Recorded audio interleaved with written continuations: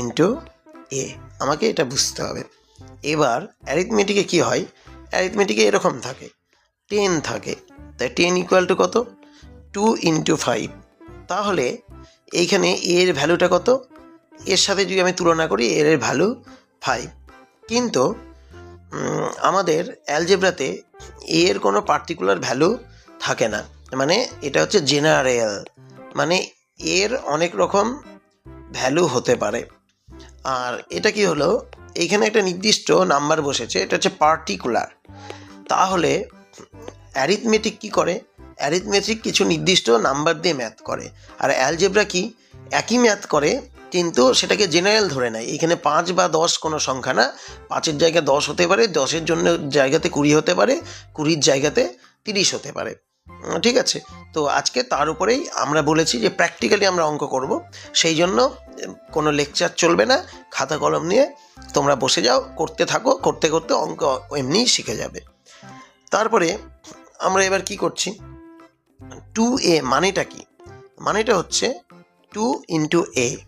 এইখানে আমি ভ্যালু দিয়ে দিলাম, এর ভ্যালু কত 1, তাহলে এইখানে মানটা কত দাঁড়ালো 2 ইন্টু 1, তাহলে 2 এক নম্বর অঙ্ক হয়ে গেল। ধরে নাও 2 নম্বর অঙ্ক, 2 নম্বর অঙ্ক মনে করো এ স্কোয়ার। এ স্কোয়ার মানেটা কি, এ গুণ এ, মানে দুটো এর গুণফল। এগুলো সম্পর্কে ডিটেলসে পরে বলবো, দুটো এর গুণফল।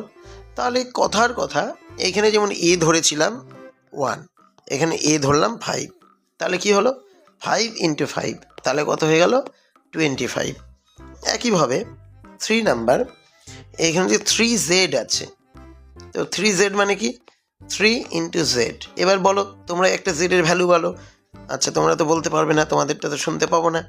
তাই জেড ইকুয়াল টু কত, জেড ইকুয়াল টু মনে করো 3, জেড ইকুয়াল টু 3 মানে কি, এটার মানে 3 ইন্টু 3 ইজ 9। এখানে 4 একটা আছে, মনে করো জেড কিউব, তো জেড কিউব মানে কি Z into Z into Z, 3 বার। তাহলে এখানে জেডের ভ্যালু আমি ধরলাম যে হচ্ছে 3, তার মানে কি দাঁড়ালো 3 ইন্টু 3 ইন্টু 3, তাহলে 3 3 যা কত 9, আর 9 3 যা কত 27।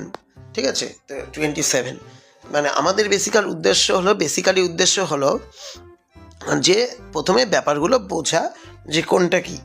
একদম ইজি, অনেকেরই একদম ইজি লাগবে, কিন্তু ইজি লাগা সত্ত্বেও করতে হবে। এবার আমরা HW এগুলো বাড়িতে করব। যে C⁴ মানে কি, C⁴ মানে সি ইন্টু কত হবে, C into C into C into C, 4 বার। আমার কোনো ভুল থাকলে বলবে।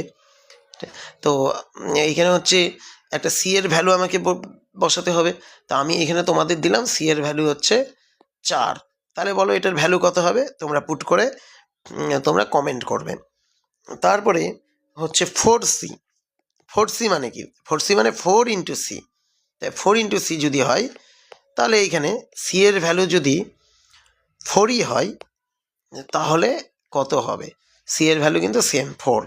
এটা হচ্ছে 2 নাম্বার, 1 নাম্বার গেল, 2 নাম্বার গেল। 3 নাম্বার হচ্ছে তোমাদের 4b স্কোয়ার। 4b স্কোয়ার মানে কি 4 ইন্টু বি ইন্টু বি। কেন বি স্কোয়ার মানে বি ইন্টু বি, এটাই তোমাদেরকে আস্তে আস্তে অবজার্ভ করতে হবে যে কখন কি হচ্ছে। ঠিক আছে, এখন কিন্তু আমি ডিটেলসে বলবো না, আস্তে আস্তে আস্তে আস্তে বলবো। তারপরে হচ্ছে 8a কিউব।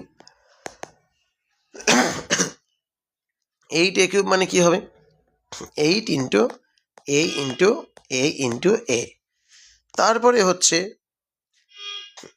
5z⁴, এটাকে তোমরা কি লিখতে পারো 5 into Z into Z into Z, কয়বার 6 বার। ঠিক আছে, জেডের এখানে অবশ্য দাগ হয় না, তো যাই হোক।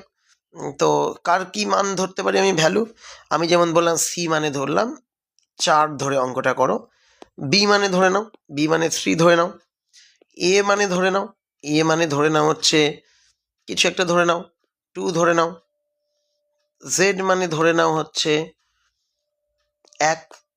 ঠিক আছে, এইভাবে ধরে অঙ্কগুলো করতে হবে। ওয়াই দিয়ে একটা দিই, ওয়াই মানে ধরে নাও হচ্ছে 5 ধরে নাও, তাহলে ওয়াই দিয়ে কোনো একটা অঙ্ক দিলাম যে হচ্ছে 7y স্কোয়ার। তারপরে 7 নাম্বার হচ্ছে তোমাদের ধরে নাও এক্স কিউব